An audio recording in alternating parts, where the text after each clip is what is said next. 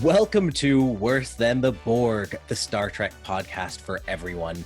We unpack new episodes of Star Trek with Star Trek fans, new and old.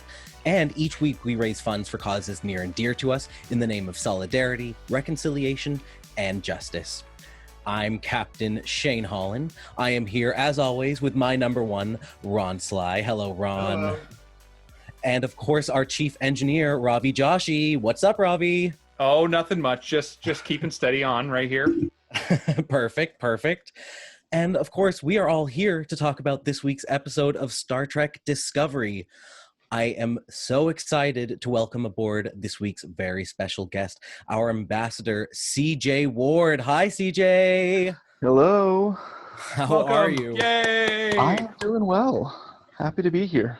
Yes, I think we're all a little happier to be here today. I don't know if anyone's been following world politics lately, but, we just had the election of someone who wasn't Donald Trump yesterday.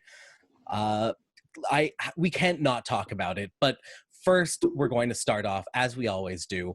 Ron, would you be able to lead us off with our commitment to reconciliation? This mission log was recorded on Treaty 13 land, and the participants are committed to reconciliation here on Earth. We believe the United Federation of Planets would fully support the United Nations Declaration on the Rights of Indigenous People, and all tuned-in Terrans are encouraged to participate in the direct action discussed later in this log.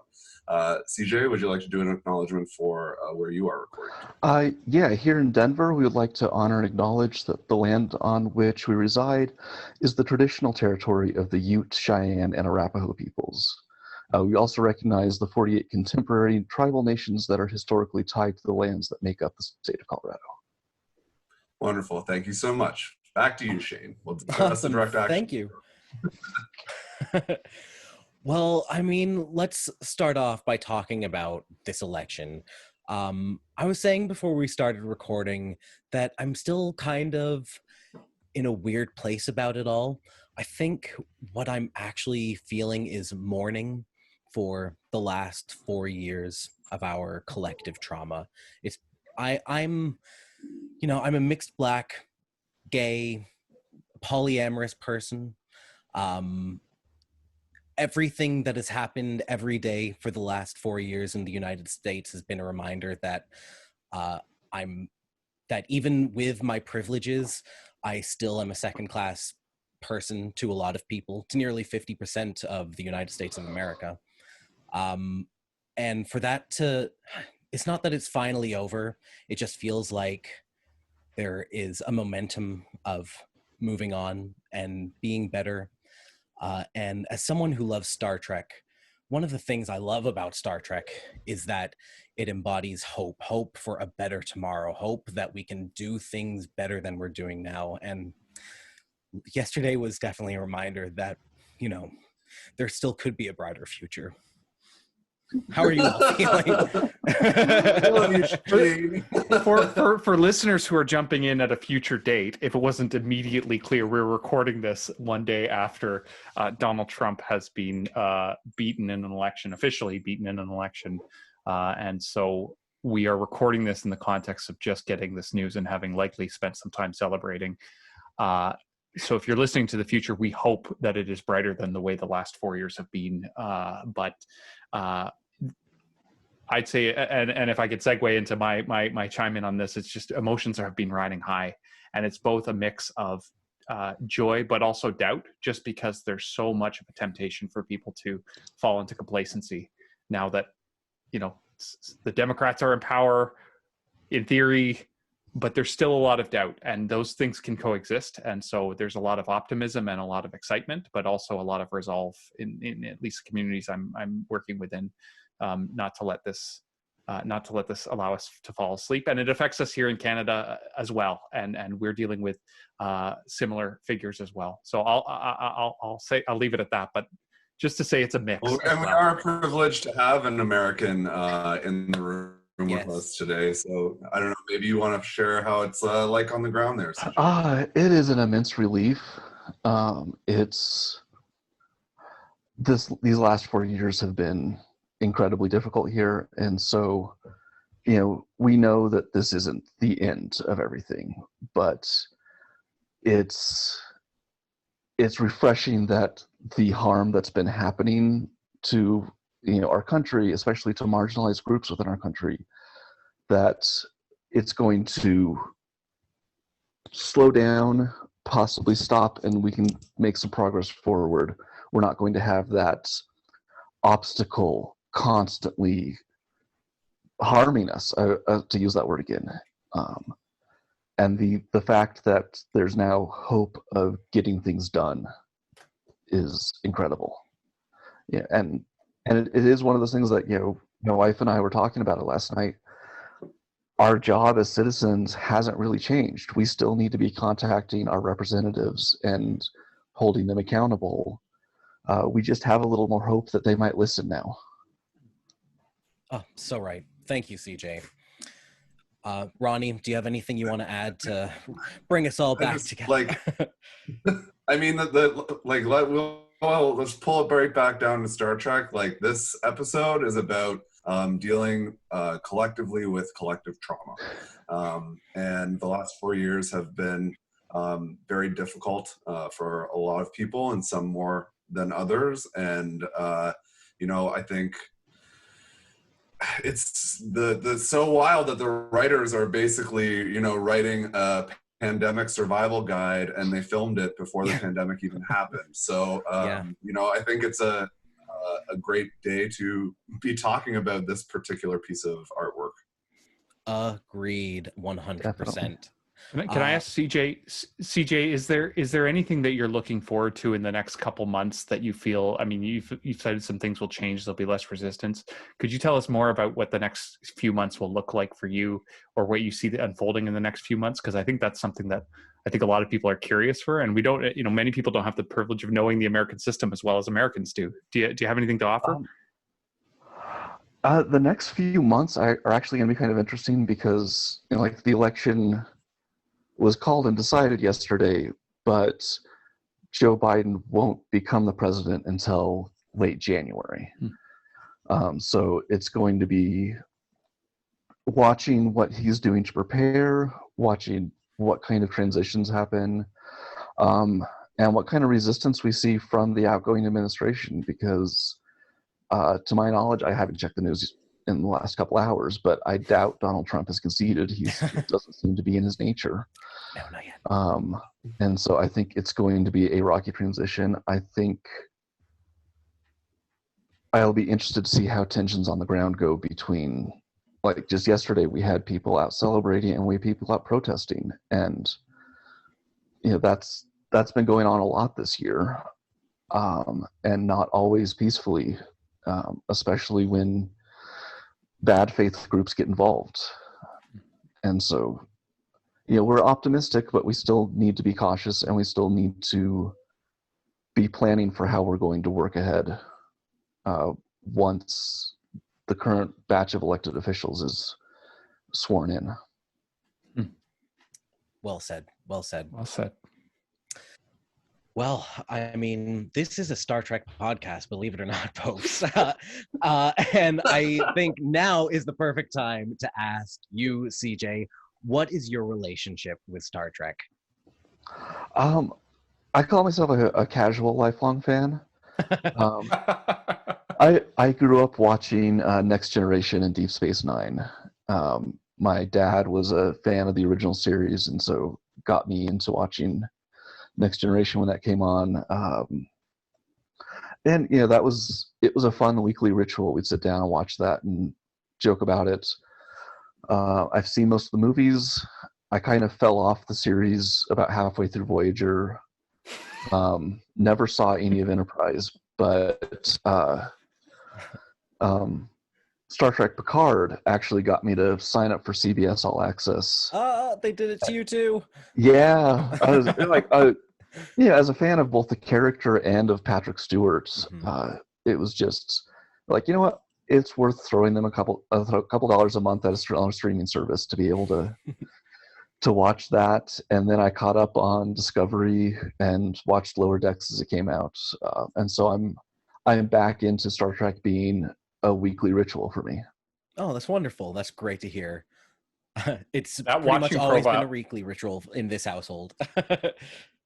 That viewing profile is basically middle of the road Star Trek fan, if I could ever hear it. Like, just watch TNG, watch Deep Space Nine, fell off during Voyager, skipped Enterprise, and picked it back up. I think you've just described the perfect middle of the road mainstream of where everybody, like, you're in the vast majority of Star Trek fans, I think.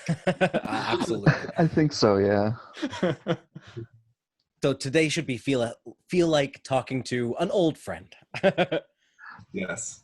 Yeah. I have to mention a couple of Star Trek news items. This week we had two fantastic Star Trek moments with Alexandria Ocasio-Cortez tweeting back to fans, wanting her to talk about the Tuvix episode of Star Trek Voyager on her next Twitch stream. I thought that was really fun. And then Kate Mulgrew responded saying that she would love to talk to AOC about that episode. So, you know, we may actually get a Kate Mulgrew AOC crossover event in the near future. I'm looking forward to it. I think that would be absolutely so much fun. And I guess I'm not surprised to see Kate Mulgrew come out so strongly for the decision that her character made. For those who are unfamiliar, in the Tuvix episode, a transporter malfunction merges two of the characters into Neelix and Tuvok into Tuvix, who is a distinct individual, and the captain more or less decides to murder Tuvix to get Tuvok and Neelix back. So I would absolutely love to see that leadership debate. Was it the right decision? You know, like we've, you know, in the 90s, maybe it seemed a little better than it did today. But, you know, I think that would just be good entertainment. Oh, 100%. Yeah, I think it would be. And I think it's kind of like a practical application of what one of the things Star Trek does so well is it is relevant to, you know, modern discussions of ethics and politics. And so to have, you know, active politicians talking about it and getting into ethics debates about it it's refreshing. It's fun to see.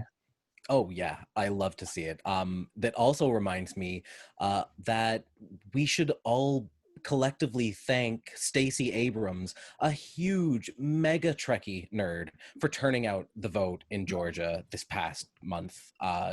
She did an incredible job on the ground, and she is a lifelong devoted Star Trek fan. So props to Stacey. Thank you, Stacey. Yes, thank you. I had no idea. That's some fun trivia. And some perspective. I understand she registered closer to the close to 1 million people in Atlanta, in Georgia, to vote, which is just astronomically successful. That's so cool. There must be some guide. There must be something good in the Star Trek juju to kind of. There's something going on there.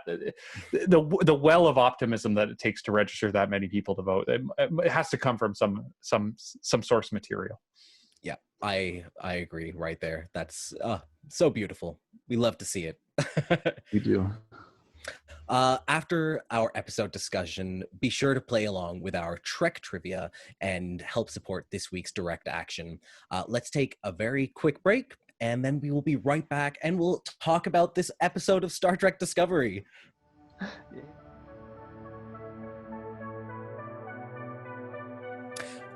Welcome back to Worse Than the Borg. It is time to break down this week's episode of Star Trek Discovery.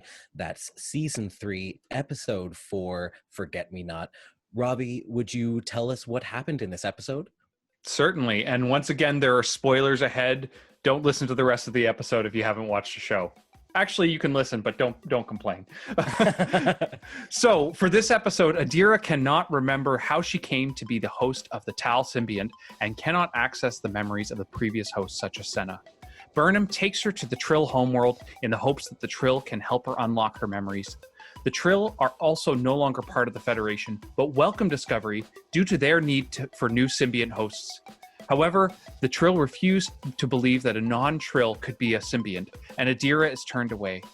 A group of Trill attempt to kill her and take the symbiont, but Burnham stops them, and a friendly Trill, Guardian Z, offers to help. At the Sacred Caves Makala, Z and Burnham help Adira connect to Tal and unlock her memories, where it's revealed that when Senna died, Tal was transferred to Gray, Adira's Trill boyfriend. But Gray was killed shortly after, and Adira offered to become the new host to save Tal and the memories of all the previous hosts. After unlocking her memories, Adira is able to communicate with Gray. Meanwhile, Saru attempts to improve crew morale with the help of Dr. Hugh Culber, but a senior staff dinner reveals the depth of the mental health issues facing the crew of Discovery. That is the episode in just under a minute. Back to you, Shane. Well, I mean, this was a wild episode. It had some of my favorite moments I've seen in this series and probably one of my least favorite moments I've seen in this series, and we will get there. But let's start right at the top. Was this episode talking about the pandemic a year before the pandemic happened? We mentioned this earlier. It's just insane. Hugh Culber's entire monologue, his doctor's log at the beginning of the episode, is literally describing what we're all going through right now. Feeling alone, having lost all of the milestones that we have to celebrate being ourselves. CJ, did you get a chill down your spine like I did? I definitely did. That's actually the first thing I wrote down on my notes, is that this opening monologue sounds like the pandemic, missing out on birthdays and graduations and the isolation, like you said. And there's also a quote later about the phrase, when we find the Federation, being a touchstone for people as like a thing of hope.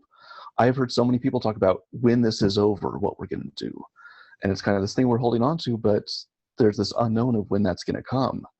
And so, like, it made the cruise thing really relatable and applicable, even though they shot this before they knew this was coming. Yeah, absolutely. And just to jump right to the end of the episode, actually, while the crew manages to get, happily distracted and fill a room full of joy, Culber and Saru acknowledge that this isn't over and that their trauma doesn't just leave them. So I think that's very fitting to say that this really reflects where we are right now, that the work isn't over. Ronnie, do you have anything to add to that? I mean, I think, unfortunately, just a little bit of cynicism. I definitely think that, Wilson Cruz is his steady hand on this character is an asset.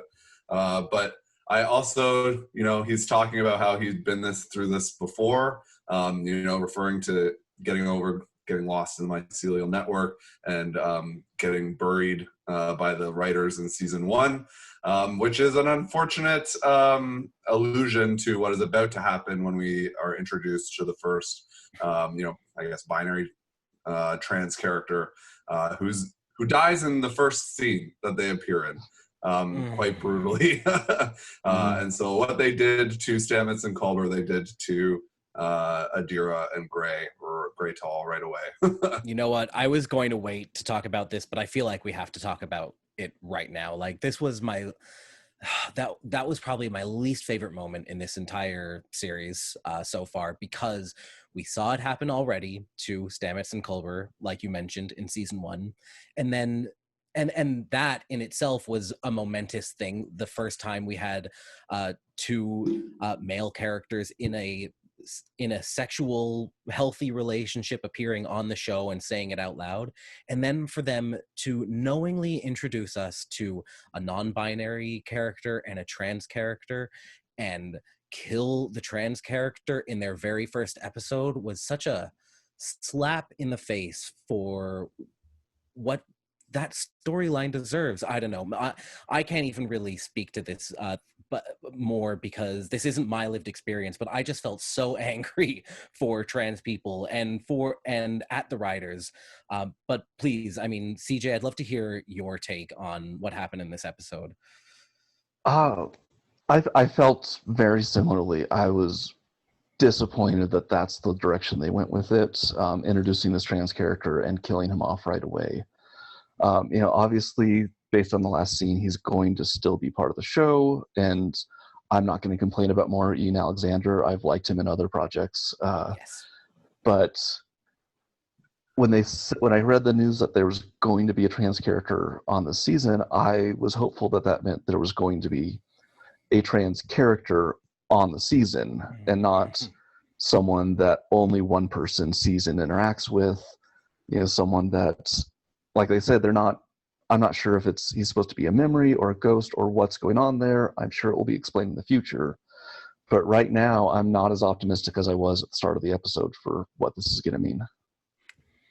And Ravi, yeah, go ahead. CJ, could you share a little bit more? I mean, this is such a feat, and Ronnie's talked about this, is how significant it is to even get this far, and where that disappointment comes from, because there's a gap, right? And how does that feel? And maybe what's some of the context behind that? It has been a constant thing trying to get more trans representation on screen, especially trans characters played by trans actors.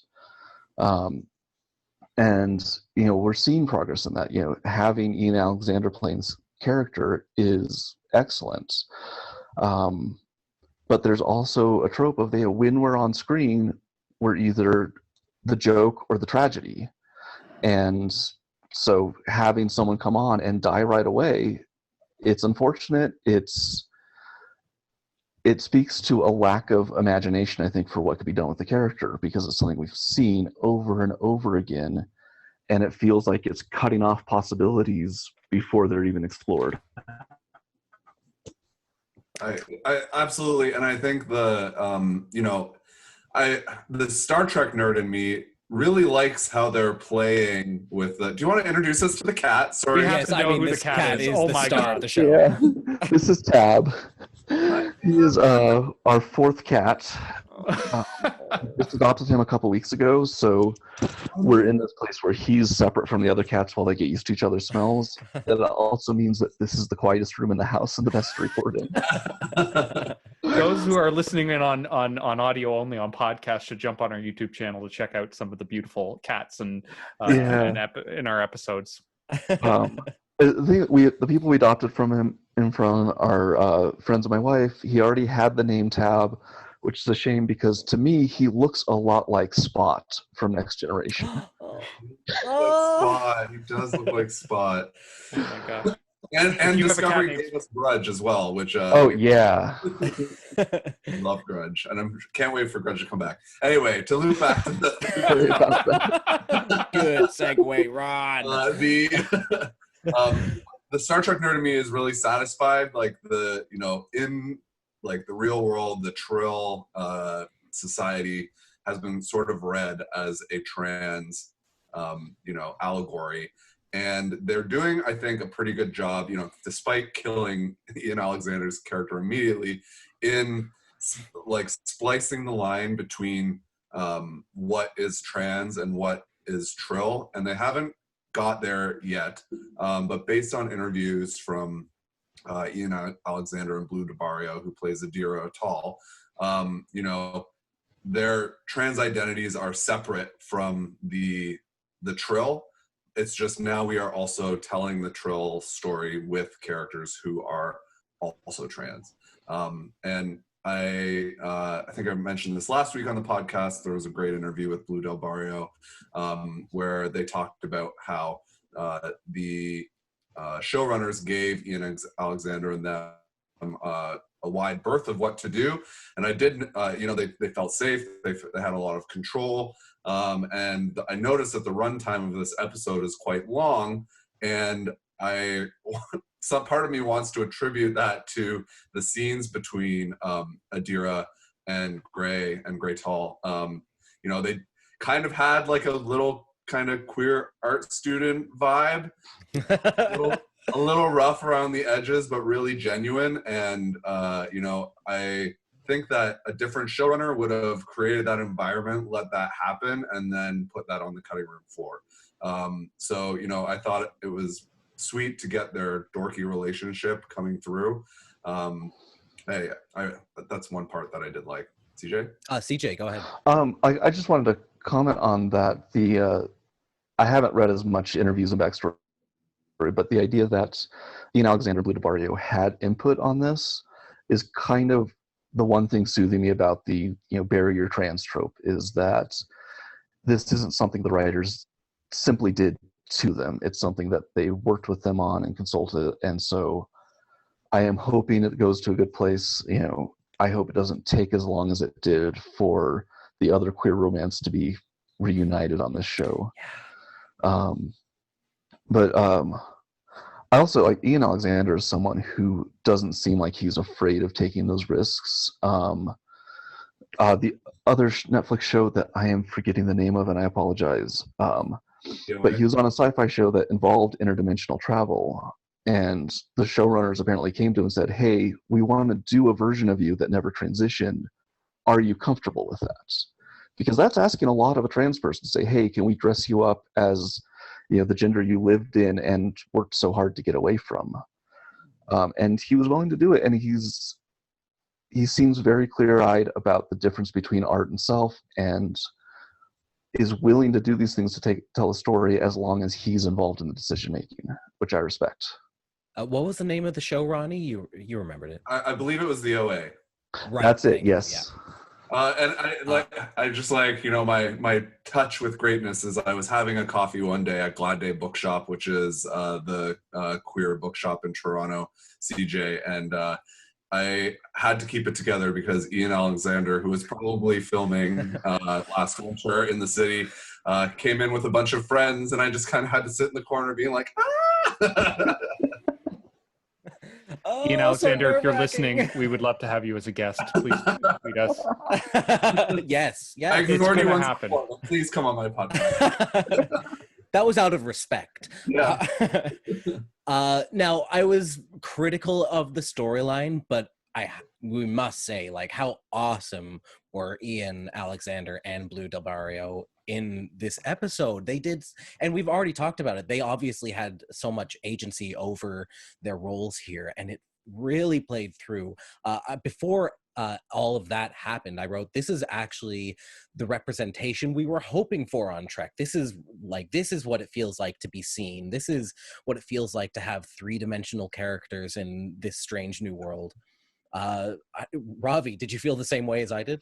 Yeah, and I'm really, I have to say, this is, it's so valuable to have, CJ, your perspective on this, because I now see the connections you're making and the tropes that you're describing, but I needed that highlighted. I think a lot of our listeners may need that highlighted and emphasized to put that point that when, and this, I think this is a shared experience, is that when representation from marginalized communities first seen, it often does that. I mean, this is the Apu on The Simpsons.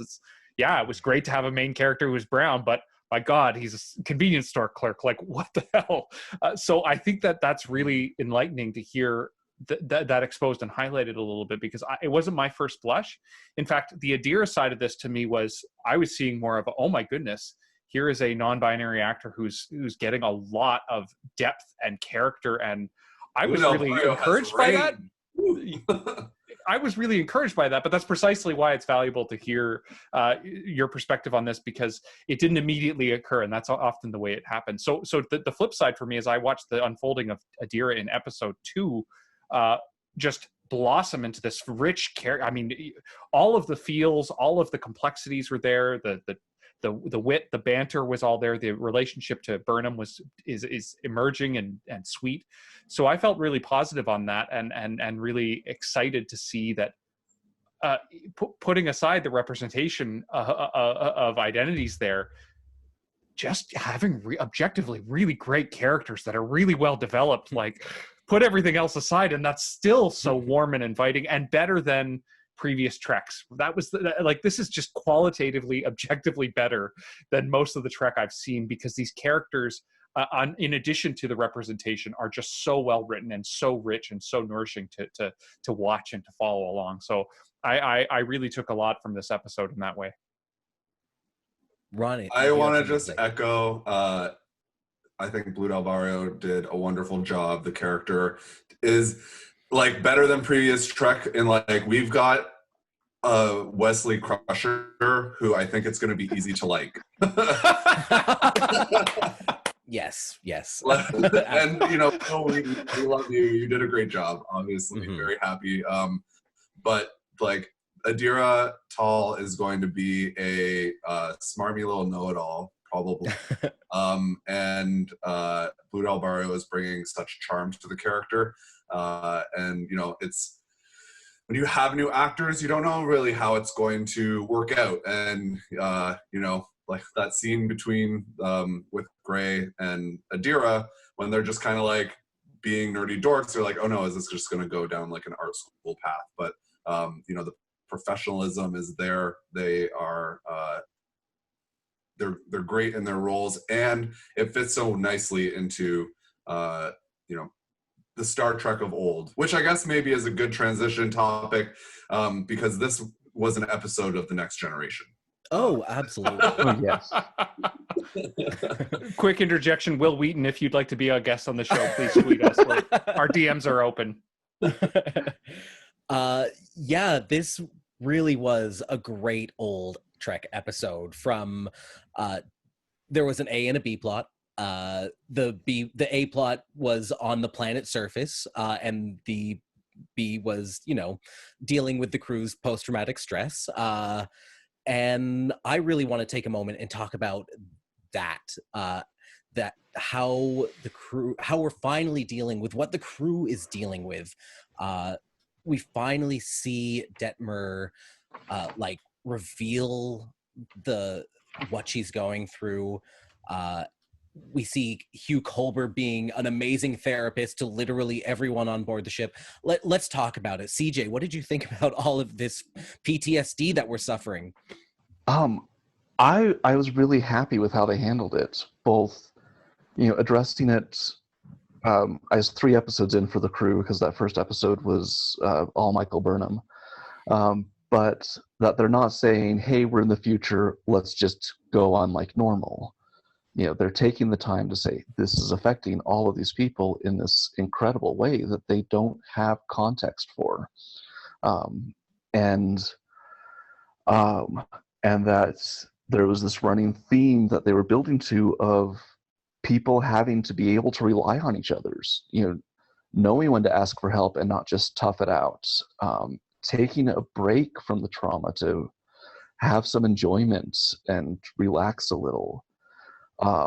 There's a line in there about, you know, we had to stop pretending we're fine, which is often such an important thing when it comes to dealing with trauma. You can't just ignore it. You have to acknowledge the problem before you can fix it. I also liked that they didn't fix it. They're working on it, but it's not going to go away just because they watched a Buster Keaton movie. They're going to keep dealing with this while they're going about, you know, their hunt for the Federation and everything else that they're doing as a Starfleet ship. Ron, you want to? Yeah, I think like the process, they're dealing with the mental health part of it in a really like modern, mature way. It's a process. It's not over. You know, we've had 4 weeks of fan websites trying to guess what's up with Detmer. Is it a you know, evil computer that's taken a hold of her implant, or is she like gonna break and like murder a bunch of people? You know, like, nope. She just needed to really ask herself, am I okay? And so powerful. open herself to that. You know, like there is nothing, you know, maybe we'll see in future episodes, but there's nothing huge. It's just she's hurting and she needs to connect with somebody. And so I thought that was a really nice little tap into subverting our expectations for what mental health looks like on screen. And I see your hand, Ravi. I want to just flag also Culber's idea. The writers are trying to be 2 steps ahead of us. We're all talking about PTSD. Culber is talking about post-traumatic growth. So looking back at what you have been through and trying to pull the good stuff along while, you know, when we do get out of the pandemic, we, you know, this podcast is a coping mechanism, CJ, for Shane, Ravi, and I. Like, we don't see each other anymore, and now we have a way that we can connect every week and keep each other in our lives, right? And I hope that we bring those things forward when we do get to the other side and have that moment of growth. I'll let you talk now, Robbie. Sorry. No, I didn't see Shane. For those who are catching, Shane nods very kindly to acknowledge that he's seen us. So I just want to convey that Wilson Cruz and the writers deserve a lot of credit, because that character, I think, maybe Ronnie, what you've been said about season 1 and season 2 has just been not there in such a big way. Like Saru had their moment of arrival in episodes 1 and 2 of this season, actually episode 2. Dr. Culber is just growing and is having their moment, and I think that's really exciting. And it was just the right. It was not only good for the character, but Dr. Culber was the perfect messenger for this conversation about mental health. Like, I just felt the connection to the issue and to the way he approached it, and kind of was canvassing people, how you doing, and people showing resistance. It was just navigated and written in such a thoughtful way. And we needed that out of this character for a long time. This is long overdue.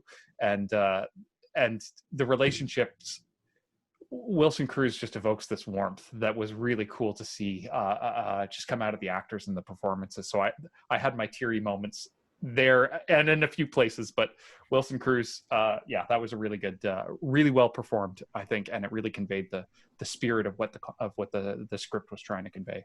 Agreed. I also love that his character is the person who, arguably has been through the most, and so he has the responsibility to go around and check in on everyone else. I think anyone who has experienced a life-changing trauma would understand that when someone else goes through that, you kind of instinctively want to be there for them, as you have that experience, and not everyone does. He's Discovery's queer elder. Yeah, he really is. They've thrown a lot of tropes at the Culber character, but this is one that I actually kind of like. CJ, you wanted to bring up something. Oh, I was just Robbie mentioning, both Culber and Saru kind of coming into their own these past few episodes. That was just another thing I appreciated, was seeing Saru kind of settle into the challenges of being captain after he was, under different captains the last 2 seasons. Now he's in charge, and I love to see it. I like the character. I like Doug Jones, but I also like to see that he's not instantly good at it. That he is trying at things, and the dinner seems like a good idea on the surface and doesn't work, and he needs to regroup and reassess. Oh, that dinner scene is incredible. Of course, everyone's trauma comes out at the family dinner. That is the only allowable place for that to happen on television. Ravi, you wanted to add to that? Only just to push back only mildly, just to say, I think that's being good at it, is that, and I think the message of the episode that I took away is, to get through these things, it has to be messy. Like, there was no other set of interactions in this fictional universe that in no way resembles real life, I'm sure, wink, wink. You kind of have to have those moments where, and I think that's the pretending it's okay, is also creating the expectation that there's some perfect role captaincy, when really what he had to do was come up with an imperfect dinner scenario for them to get it all out of their system. And that was progress. So it's an interesting, kind of, I think that's what creates the expectation of perfection, is that, okay, there's going to be a perfect sit down somewhere, and we're going to be able to talk this all out, and we'll all be good at the end of it. And the messiness was such a beautiful part of the message, I thought, was, no, it's going to be imperfect. Feelings are going to get hurt. You're going to try to rehash them. You're not going to look great in the meantime. You're going to say stuff that you regret, and you're going to try to get through it as a human. I thought was one of the things I really appreciated, was the humanity of, and how imperfect it was. I thought Saru was a brilliant captain because he was trying. And maybe that's the message we all need to have, is like, trying is a really important part of being good. It is. And I'm not saying he was doing a bad job. I'm saying it's not like he came out the gate and had all the answers. That's true. He is trying things, and what I like about his character is that when they don't work, he looks for other options. He tries to learn from the experience, which is just such a huge thing. I think Tilly hit it on that head. He's not managing them, he's leading them, right? When she acknowledges Right. that he's demonstrating leadership by, doing it in his own, like the I prayer at the beginning of dinner, like was very Saru and very Star Trek. Yeah. And, especially with Adira quipping about, dramatic language and corny, like it was rightfully flipped on its head, right onto Saru and sent him back to the drawing board. But just like we mentioned off the top at the end of the episode, when they're reflecting on what's happened, they know that there's still work to do. You didn't solve it all in one day. Can I just give a shout out to Adira's quotes? I had my favorite one was, when you wake up with a squid in your stomach, you'll do some homework too. Like, Adira's got these beautiful moments that too, like just there was a lot of really good stuff coming out of that character, and I just made note of that one.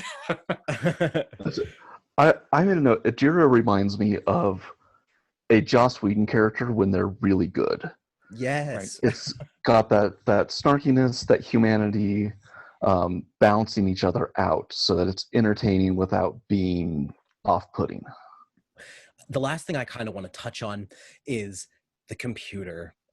First of all, did we all recognize what is happening to the computer? Let me rephrase that.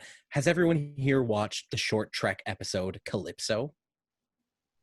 Yes, but only that up until then. So now I have to go back and run through all of the episodes, because now I know how important they are to the development of the show. So now I've panicked, but I've only watched that one. CJ, have you?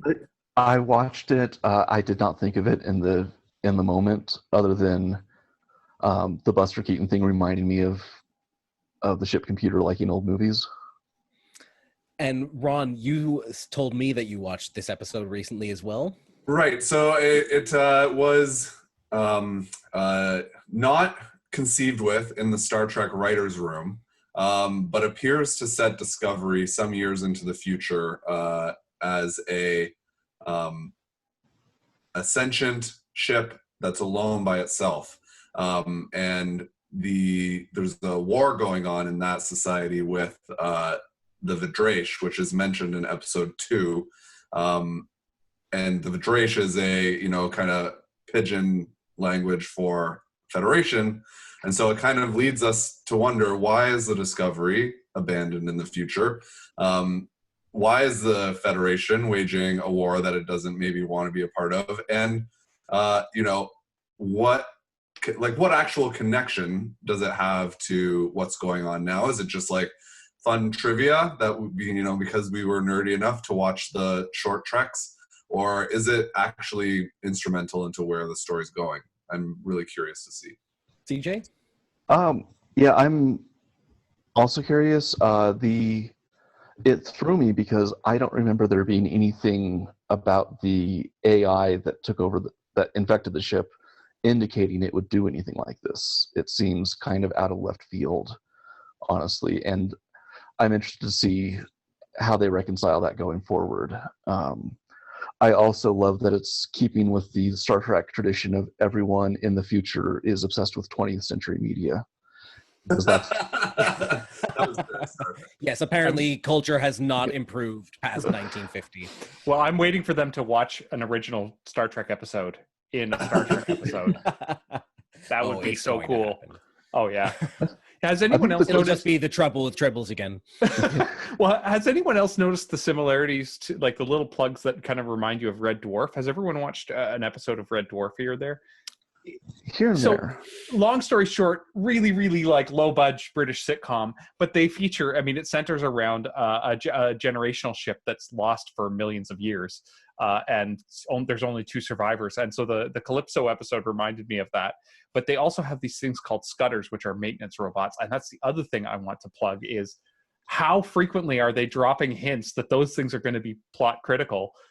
What are they? Maintenance robots, scutters? What do they call them? But these things, these Wall-E Eva type robots, something's coming. And I'm not looking forward to it, to be honest. Well, this is a sign that we need to watch another short trek called Ephraim and Dot, because Dot is the name of one of those little bots that goes outside the ship and fixes it.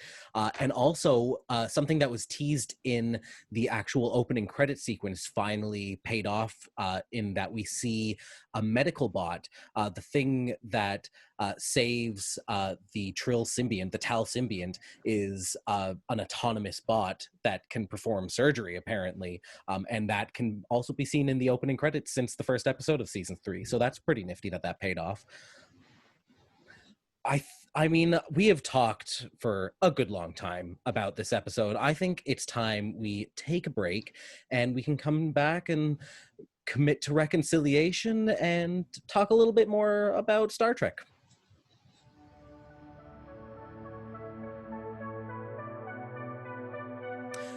Welcome back to Worse Than the Borg. It is time for our segment entitled Commitment to Reconciliation.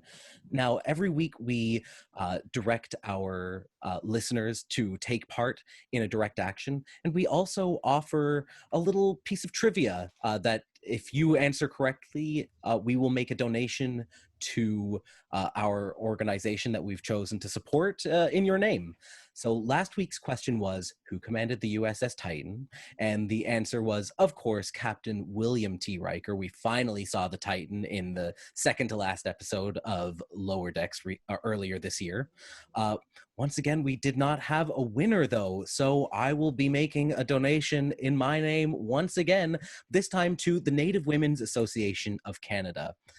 This week's question is going to be this. Karen Robinson, in this episode, plays the Trill leader Pav, but she is perhaps most recognizable for playing Ronnie, in which Emmy Award-winning TV series also filmed in Toronto. Now, speaking of Ronnies, Ron, would you like to direct our Terran listeners to the action that we're supporting this week? Absolutely. We will be encouraging you to look up and support the Trans Mutual Aid Fund that is run out of Portland, Oregon by Tuck Woodstock through their podcast, Gender Reveal. So if you go to genderreveal.com with one R in the middle, I believe, /donate, you can find instructions on how to support that. It is a low overhead initiative that puts your money directly in the hands of young trans people, Black, Indigenous people of color who just need the support. So if you can tell us where Ronnie is from, we will do that donation in your name and encourage you to check it out yourself. That is awesome. Thanks, Ron. Now we reach one of my favorite segments every week, where we get to ask our guest ambassador, what the Trek? We want to know what to you as a casual or somewhat casual or devoted viewer made absolutely no sense, was morally questionable, or otherwise confusing about this episode, this series, or why not even the whole franchise. CJ, what the Trek? The one thing I had trouble getting a handle on was how familiar the crew was with the Trill, because I think they were introduced in the shows to the audience in Deep Space Nine, which happens 100 or so years after Discovery's first few seasons. So did they know about them then? They're obviously well known in the future. Does Michael Burnham know about them from her year separated from the crew and is able to fill people in, or is this a completely new experience for the cast of, or the crew of Discovery? I can actually partly answer that question as the resident nerd on this show. So the Discovery is from the year 2257. That is when it left its timeline and skipped ahead to the year 3188. We don't actually learn much about the Trills until around the period in the Star Trek universe of the Wrath of Khan. So most of the knowledge of the Trill species comes after Discovery has left its timeline. However, it does know a little bit because of the information it picks up from the sphere data in the last season. So the sphere data had, I think it was briefly mentioned in the last episode by Saru, that the sphere data had information on a species known as the Trill, but it was very, there wasn't a lot of information. So that is kind of how they know about them, but they don't know anything about them. It is never really confirmed if the Trill is a Federation species. We know that there are Trill members of Starfleet, but it is never explicitly stated that they've ever been a part of the Federation. And in fact, they kind of both answer that question and raise it again at the end of this episode by saying that that the Trill in this future are not part of the Federation. Have they ever been? We still don't know. Yeah, I thought it was a cute call out to the goals of Michael Burnham at the end after Adira Tall has joined. Karen Robinson, I believe, is the actor who plays the Trill leader, and she says, perhaps maybe we can consider a joining of another type or something along those lines. Joining the Trill into the Federation, perhaps finally after an entire century of diplomatic relations. Yes. Any other things that made you... Oh, sorry. I did notice that this Trill, several of the Trill in the circle, hosts in the circle, were Federation officers. Senatol, Admiral Senatol, of course, but two other suits. And one looked like Deep Space Nine-ish era, or Picard era, I think I want to say. It was Picard era, yep. Which is, is that Trill's been around since then, so that is a connection back to the timelines that we're more familiar with. Yeah, that Trill symbiont Tal is at least 789 years old if it shares a uniform from the Picard era. CJ, did you have any other things that made you ask, what the Trek? The only other one that I was wondering about we touched on, which was like the sphere data AI acting differently in this episode than it had in season 2. Did anyone else find it very concerning that Saru didn't question this at all? That there isn't some kind of, this seems new. Yeah. Like maybe we should get security on this. It's the kind of thing that if it happened in the next generation, everyone would have dropped everything to investigate why the computer is taking on sentient knowledge, sentient presence. And it was just like, maybe we'll get some movies out of it. No problem. The only time I've ever tried to write a spec script was for an episode of Star Trek, which I entitled I, Enterprise, in which the ship came to life and tried to murder the crew. But anyways. Well, that's going to get plugged in a new episode. I'm proposing an episode where we do a table read of that. Oh. That would be a lot of fun. I'm game. Let's do it. Oh no! On a very special episode. Oh yeah, that'll be our Christmas special.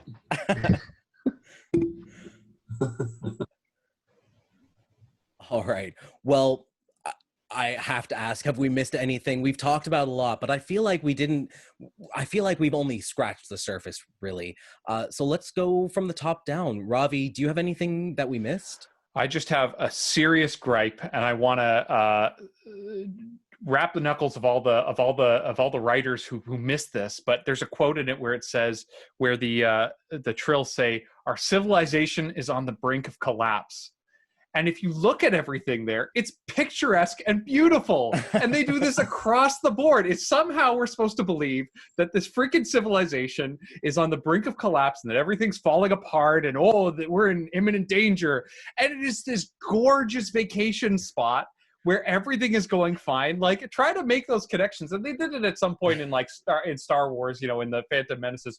Naboo is starving. People are dying in the streets. And it's this beautiful palatial, like, this is one of the things that breaks, immediately takes me out of the moment when they drop that line. Like, we're really suffering and everything is fine. So writers, get it together, coordinate with the directors of photography and all the people you need to coordinate to make that show some hardship there. Like, could they have had some tattered clothing or something that represents, at least the symbolism of suffering? There, I said it. That's my gripe. They've been so good until now, but what the track? Ravi, I just really want to counter this. I was in Mexico about 2 months before the pandemic really hit. And, we were probably saying that the world is collapsing around us. And yet I was still sitting on a beach drinking a margarita. So I don't see any problem with what we saw in this episode.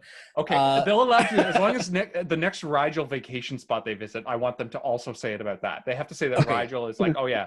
They should mention the Rigelian Civil War that's happening. Exactly. Well, actually, that would be really great if there was a dark side to Rigel. Rigel was actually like a seedy underbelly thing that just had the appearance. Oh, we could write fan fiction. Let's go. Let's start now. This is going in the spec script. Ron, did you have anything that we missed this week? It's like semi-related to this, just like Saru struggling to imagine a world where having a little time off is healthy. What can I do for them? Routine? Can I give them a routine? Do they need that? Oh, that was my favorite part of the episode too. Yeah, I mean, like, this is just going to become a Doug Jones fan podcast. Like, what an actor, so good. I'm loving watching it. My kind of question, and maybe somebody can fill me in, is what is Adira's journey from that generation ship to being at the top of the Earth government security response when they arrive?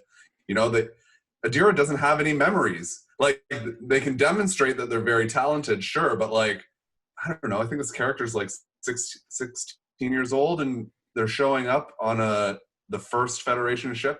They're being sent and trusted by Earth. I don't know. What got them there? Well, I mean, subconsciously, there's nearly 800 years of experience happening in there. So maybe this whiz kid showed up, and the Earth was like, "Wow, you should do something to help us." I don't know. Yeah, it's absolutely a plot device. It makes no sense, and I'm sure they will never bring it up again. Fair enough. CJ, do you have anything else that we... Oh, I'm sorry, Ron, continue. I just also need to do my weekly shout out to Tilly being used as the foil for this, and the continued character development. The relationship between Saru and Tilly is so nice. And we see Tilly coming into her confidence again in this episode, where she tells Stamets basically to go take his apology and shove it. She knows that she's already contributing. But we did get a bit of character development from Paul Stamets too, who humbled himself and his behavior to the junior crew member. So I thought that was nice and just wanted to mention it. Thanks. I did love that Stamets' ego finally takes a hit in this episode. CJ, was there anything that we missed that you want to talk about? I had a couple of visual things I wanted to shout out that just really impressed me. One, they were both in the Trill Caves when they were down there. One is when she starts making the connections, there's the lights on the face where the trill pattern usually is. I thought that was a nice subtle indication. I like that too. And another one is both Adira and Michael, when they're floating on their backs, there's a shot of them inverted. So, they're floating facing up, but on the screen they're facing down. And then when Michael sinks under, it continues that. And so it looks like instead of falling, she's floating upwards at first. I thought it was a striking image. It reminded me of that iconic shot from Into the Spider-Verse, where you have someone physically going down, but emotionally they're ascending. I just wanted to shout out that cinematography. It was a beautiful shot. Oh, yeah. It was a beautiful episode overall. And you reminded me, this is, I believe, the 4th episode where we have had blue flowers on this every planet that we've touched. Flying fish. And flying fish. Sorry? Wow. And the flying fish, yeah. It was so cool. Yeah. I totally didn't mention that this episode was directed by Hanel M. Culpepper and written by Alan McElroy and Chris Silvestri and Anthony Marinville. I usually do that at the top of every episode recap, and I totally forgot. So I just want to give them a shout out because, yeah, it really was a beautiful episode, and it was written like a classic Trek episode, I thought. Ravi, though, you wanted to say something. Just to carry on the visual direction that's taking is, you notice how the ship is very subtly incorporating more homey Saru and Burnham's. I mean, it was literally pointed out in Burnham's quarters, but also Saru, the table is fixed. Yep. We can write that chapter of the, write the end of that chapter of the plot. But it was more than that. There were subtle things in which the decor is changing, and I think that we had in the first season the standing desk, and then we had the war room, and now there's this sort of more home centric. It's representative of the leadership style and the attitudes that are going to go in. So maybe what we should do is keep an eye out for that for when it changes, when Saru adopts, I don't know, a walking desk or something like that. I don't know. There's going to be some change, and we're going to have to keep an eye out because it's going to represent something about the leadership change. Oh, definitely. Mark my words, it's going to happen. You are. I think it's really interesting because most other seasons we have a consistent captaincy or leadership, and the set dressing represents sort of a like bedrock of where the drama all takes place, and so for it to be shifting is pretty new for Star Trek. Anything else, CJ?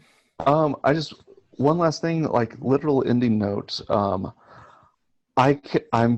trying to figure out if it's intentional. The last scene is a character playing a musical instrument that they know because of memories they got from somewhere else, and it just yelled "Inner Light" to me.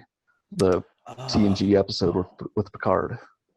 Wow, didn't even think of that. Wow. Good call. Yeah, good visual tie-in. I love that. And yeah, you hit it on the mark. And this was a powerful episode about character and identity, which that the Inner Light was as well. So wow, good spot. Yeah. I hate to give what I miss because it's laughable after that, but I have to say that when Georgiou takes that wine off the table and says, well, at least the wine is good, I clap. Michelle Yeoh just like literally showing up for the joke, like, special guest Michelle Yeoh. She's not relevant to the plot, she's just there to be comedy, and I love that for her. It's like the Brady Punch appearing in the Nine Squares and Georgiou in the center. It was such a perfect in-character exit line for her too. Oh yeah. Even she got some wonderful growth in this episode too, where Linus offers her the popcorn at the end, and she begrudgingly accepts it and enjoys it. Ugh. Yes. And the last note I have that I'm going to mention is I wrote in all caps, "Our trauma is not the only thing that defines us as queer people." So with that, I think that's a great place to bring it, Shane, because this episode was truly about working through your trauma and leaning on the people around you to help you do that. And it's characterized in Culber, the most experienced person overcoming this, goes to Burnham and gives her the responsibility of helping Adira get through their struggles. And in that scene, there's a moment just at the end where he just sees Michael Burnham. And it might be the first time that anybody has just seen that character. And this actual scene ends there, and Michael goes off to do her job as she always does. And then at the end, offering that same thing to Detmer, who is, from a long line of macho Star Trek women, getting a hold on her own mental health. So, I think that it was a bit of a love letter to everybody to be there and supporting each other where they're at as much as you can, and to receive that support as well. Oh, thank you, Ronnie. That's a wonderful way to close out this show. I want to thank once again our very special guest, CJ. Thank you so much for being here with us this week. It was awesome. Well, thank you for having me. It was an honor to be on the show. I've been enjoying your first 3 episodes, and I look forward to listening as you keep going. Oh, thank you so much. How can people follow you on social media if you want to be followed on social media, that is? I think the most public-facing thing I have is my Twitter, which is FilmBuffCW, all one word, obvious, no underscores or anything. But otherwise, most of my stuff is just kind of private and for friends and family. Awesome. Oh, well, sorry. Oh. I'm going to add one more plug. I was recently on a few panels at Mile High Con, which was all virtual, so it's all up on their website, their YouTube page. It's Mile High Con, HI, all one word. Awesome. It'll get linked in the bios. Ravi put a link in the bio. Yeah, perfect. Well, we are Worse Than the Borg. That's Ravi Joshi. That's Ron Sly. I am at Shane Came Back. And actually, I'm just going to take a very quick moment to plug something for myself as well. This Friday, I am going to premiere the first episode of my new podcast titled Kiss Kiss Bang Bang, a queer James Bond podcast. So keep an ear out for that. Right now. It's going to be very fun. My friend Andrew Wheeler and I are going to break down the movies. We're going to talk about topics that cross all of them and the novels. It's going to be super fun. So please check that out. You can follow that at KKBB Pod on Twitter and Instagram. And you can email us at worsethantheborg@gmail.com. You can follow us on Twitter at worsethanborg and worsethantheborg on Instagram. Please remember to subscribe, rate us 5 stars if you like us, leave a comment, that always helps. And thank you for listening. You've been assimilated into our collective, but resistance is never futile. Hailing frequencies closed.